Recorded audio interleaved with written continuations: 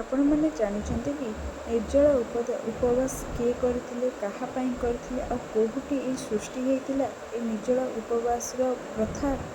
ନିର୍ଜଳ ଉପବାସକୁ ବା ନିର୍ଜଳା ଏକାଦଶୀକୁ ଭୀମ ଏକାଦଶୀ ନାମରେ ବି ଲୋକ ପ୍ରକଟିତ କରିଛନ୍ତି।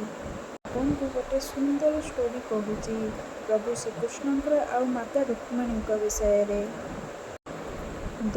ଦ୍ୱାପରରେ ରୁକ୍ମିଣୀଙ୍କ ପତ୍ର ପାଇଁ ଶ୍ରୀକୃଷ୍ଣ ତାଙ୍କୁ ଅପହରଣ କରିଥିଲେ।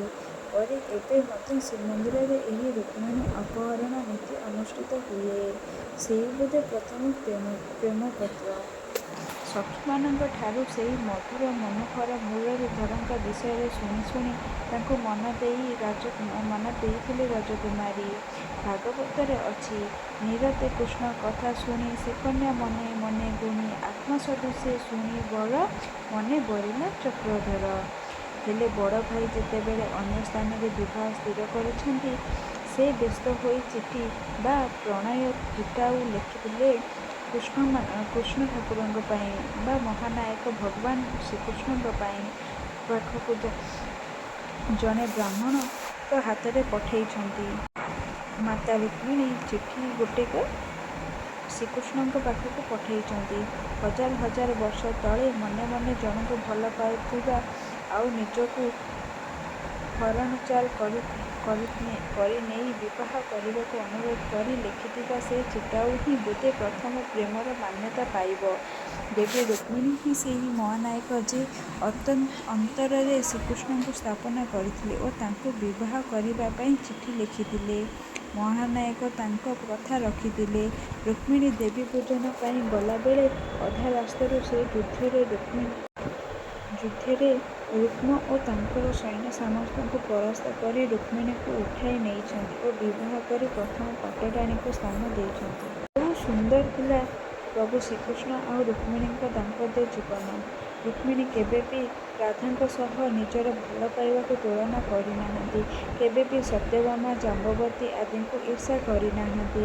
କହନ୍ତି, ପ୍ରଭାତ କ୍ଷେତ୍ରରେ ଶରୀର ତ୍ୟାଗ କଲା ପରେ ଯେଉଁଠି ଶ୍ରୀକୃଷ୍ଣଙ୍କର ଦାହ କରାଗଲା, ସେଇଠି ସେଇ ଚିତାଗ୍ନିରେ ରୁକ୍ମିଣୀ ବି ନିଜକୁ ଦାହ କରିଥିଲେ। ଆଉ ନିର୍ଜଳା ଏକାଦଶୀ ସେମାନଙ୍କ ବିବାହ ତିଥି। ଏହି ନିର୍ଜଳା ଏକାଦଶୀର ଏକଥା। ଥରେ ଦୁର୍ବାସା ଋଷି ଦ୍ୱାରିକା ଆସି ନଗର ପ୍ରବେଶ ପଥରେ ଅଟକି ଗଲେ। ପାତ୍ର ମନ୍ତ୍ରୀ ସମସ୍ତେ ଆସି ତାଙ୍କୁ ନଗରକୁ ଯିବା ପାଇଁ ଅନୁରୋଧ କଲେ ବି ସେ ଗଲେ ନାହିଁ। ସେ ସର୍ତ୍ତ ରଖିଲେ କି ଯଦି ଶ୍ରୀକୃଷ୍ଣ ଓ ରୁକ୍ମିଣୀ ତାଙ୍କ ସବାରି ବାହା ହେବେ ତେବେ ସେ ରାଜମହଲକୁ ଯିବେ। ଶ୍ରୀକୃଷ୍ଣ ତାଙ୍କ କଥା ରଖିଲେ ଓ ପତି ପତ୍ନୀ ଦୁଇ ଜଣ ସବାରି ବାହକ ହୋଇ ଦୁର୍ବାସା ଋଷିଙ୍କୁ ଧରି ଆଗେଇ ଗଲେ। ଜଙ୍ଗଲିଆ ରାସ୍ତା ବହୁତ ଆବଡ଼ା ଖାବଡ଼ା ଥିଲା। ଏଣେ ପାଟରାଣୀ କେବେ ବି କୌଣସି ଭାରୀ ପଦାର୍ଥ ହାତରେ ଧରିନାହାନ୍ତି। ତେଣୁ ଅଳ୍ପ ରାସ୍ତାରେ ଯିବା ପରେ ସେ ତୁର୍ଷା ହୋଇ ପାଣି ପାଇଁ ବ୍ୟାକୁଳ ହେଲେ। ଶ୍ରୀକୃଷ୍ଣ ସେହି ରାସ୍ତାରେ ହିଁ ସରସନ୍ଧାନ କରି ଭୂମିତଳରୁ ଜଳ ନିଷ୍କାସନ କଲେ। ତାହା ଦେଖି ରୁକ୍ମିଣୀଙ୍କ ପାଟିରେ ପଡ଼ିଲା। ତାଙ୍କ ତୃଷା ନିବାରଣ ହେଲା। ହେଲେ କ୍ରୋଧୀ ଋଷି ଦୁର୍ବାସାଙ୍କୁ ସମ୍ଭାଳେ କିଏ? ତାଙ୍କୁ କିଛି ଅର୍ପଣ ନ କରି ଜଳ ପିଇଥିବାରୁ ସେ ରୁକ୍ମିଣୀ ଓ ଶ୍ରୀକୃଷ୍ଣଙ୍କୁ ଅଭିଶାପ ଦେଲେ। 12 ବର୍ଷ ପର୍ଯ୍ୟନ୍ତ ସେମାନେ ବିନା ପାନୀୟ ଓ ଖାଦ୍ୟରେ ଅଲଗା ରହିବେ। ଏକଥା ଶୁଣି ରୁକ୍ମିଣୀ ଋଷିଙ୍କୁ କ୍ଷମା ପ୍ରାର୍ଥନା କରି ବହୁତ ବ୍ୟାକୁଳ ହେଲେ। ଶେଷରେ ଋଷି 12 ବର୍ଷକୁ ଗୋଟିଏ ଦିନ କଲେ। ସେହି ଗୋଟିଏ ଦିନ ବିନା ଖାଦ୍ୟ ବିନା ପାନୀୟରେ ସମ୍ପୂର୍ଣ୍ଣ ନିରାହାର ହୋଇ ରହି ଏହି ବ୍ରତ କରିଥିଲେ ରୁକ୍ମିଣୀ ଓ ତାପରେ ପୁଣି ଶ୍ରୀକୃଷ୍ଣ ଆଉ ତାଙ୍କର ମିଳନ ହୋଇଥିଲା। ସେହି ଦିନ ଜ୍ୟେଷ୍ଠ ମାସ ଶୁକ୍ଳପକ୍ଷ ଏକାଦଶୀ ତିଥି ଥିଲା। ଏହିପରି ସମ୍ପୂର୍ଣ୍ଣ ନିରାହାରରେ ରହି ଏପରି ଜଳ ଟୋପାଏ ମଧ୍ୟ ଗ୍ରହଣ ନ କରି ଏହି ବ୍ରତ ପାଳନ କରିଥିବାରୁ ପୁଣି ଶ୍ରୀକୃଷ୍ଣଙ୍କୁ ଲାଭ କରିଥିଲେ। ଏଥିଲାଗି ଏହି ବ୍ରତର ନାମ ଆଜି ନିର୍ଜଳା ଏକାଦଶୀ ଓ ଭୀମ ଏ ଏକାଦଶୀ କରିଥିବାରୁ ଏ ନାମରେ ଅଛି ଭୈମ ଏକାଦଶୀ ବୋଲି।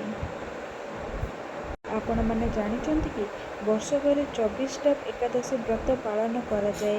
ଯେଉଁମାନେ 24ଟା ସମ୍ଭବ ନୁହେଁ ସେ ଯଦି ଏହି ନିର୍ଜଳା ଏକାଦଶୀ ଗୋଟେ ମାତ୍ର କରିବେ ସେଥିରେ ସବୁ 24ଟା ଯାକର ଫଳ ପ୍ରାପ୍ତ ହୋଇଥାଏ। ଭୀମ ମଧ୍ୟ ଭୋକରେ ରହିପାରନ୍ତି ନାହିଁ ବୋଲି କୌଣସି ଏକାଦଶୀ ବ୍ରତ କରନ୍ତି ନାହିଁ। ହେଲେ ସେ ଏହି ନିର୍ଜଳା ଏକାଦଶୀ ବ୍ରତ ପାଳନ କରନ୍ତି। ଆଜି ମଧ୍ୟ ଶ୍ରୀମନ୍ଦିରରେ ଏହି ବ୍ରତ ପାଳନ କରାଯାଏ।